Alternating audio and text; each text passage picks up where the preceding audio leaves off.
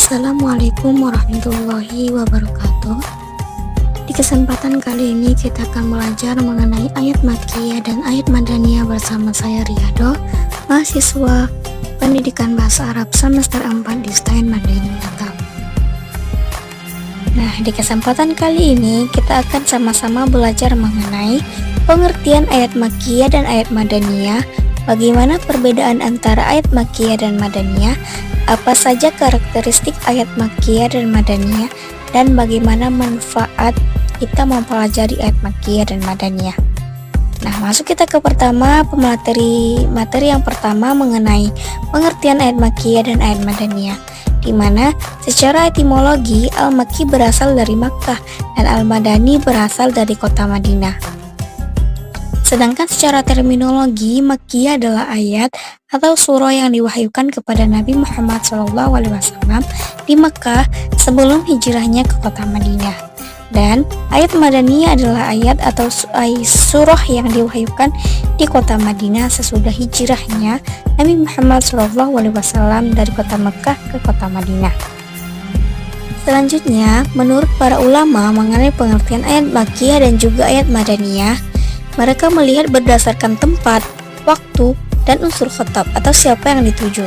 Di antaranya, yang pertama Makkiyah adalah ayat atau surah yang diwahyukan kepada Nabi Muhammad SAW di kota Makkah sebelum hijrahnya ke kota Madinah, meskipun turunnya ayat tersebut bukan di Makkah.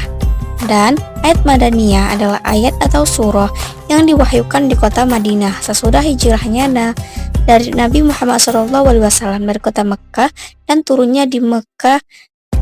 Dari definisi ini, para ulama melihat berdasarkan waktu. Yang kedua, Makkiyah adalah ayat atau surah yang turun setelah hijrahnya Rasulullah SAW, dan Madaniyah adalah ayat atau surah yang turun di Madinah. Nah, dari definisi ini dilihat berdasarkan tempat di mana turunnya suatu ayat atau ayat Makkiyah maupun ayat Madaniyah. Dan yang ketiga, Makkiyah adalah ayat atau surah yang isinya itu ditujukan untuk penduduk Mekah, sedangkan ayat Madaniyah adalah ayat atau surah yang isinya ditujukan ke kota Madinah. Definisi yang ketiga ini dilihat berdasarkan unsur khotab atau siapa yang dituju. Selanjutnya, mengenai beberapa perbedaan yang perlu kita ketahui antara ayat Makkiyah dan juga ayat Madaniyah.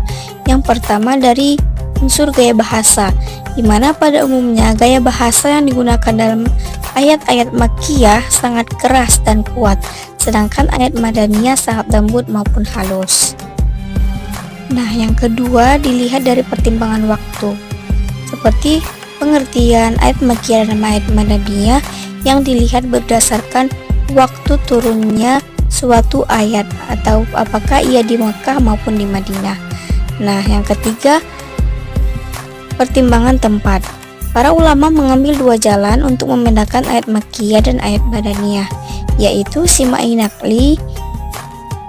Simai Naqli adalah penentuan informasi berdasarkan pendengaran langsung dari riwayat yang sahih. Sedangkan Qiyas Ijtihadi adalah menetapkan suatu hukum atau suatu peristiwa berdasarkan hukum yang pertama dan hukum yang lainnya atau yang saling berkaitan. Nah, adapun karakteristik ayat Makkiyah, yang pertama, sebagian ayat atau seluruh ayatnya itu terdapat kata kalla, dan yang kedua, ayatnya itu diidentik pendek-pendek.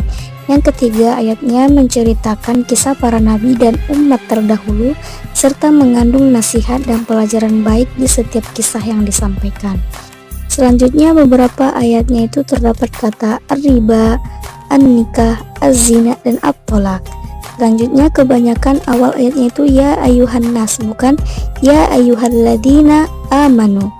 Nah, selanjutnya awal suratnya itu diawali dengan huruf-huruf singkatan seperti alif lam mim, alif lam ra, ha mim, dan lain sebagainya.